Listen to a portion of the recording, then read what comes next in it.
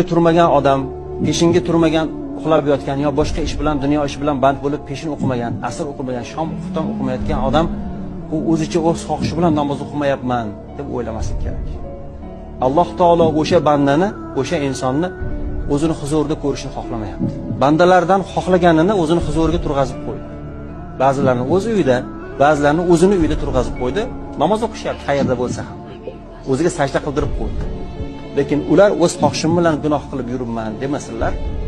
Alloh taolo o'zi ularni ko'rishni iroda qilmadi, xohlamadi. Shuning uchun ana shuni o'ylab ham odam qo'rqib, "Ya Robbim, meni ham o'zing ko'rishni xohlagan bandangdan saqla qilgin" deb masjidga kirdi. Demak, davomatda yo'qmizmi? Demak, biz o'zimizga savol berishimiz kerak, to'g'rimi? Qaysi qilib qo'ygan ishim uchun men bugungi jurnalda yo'q edim? Shunday.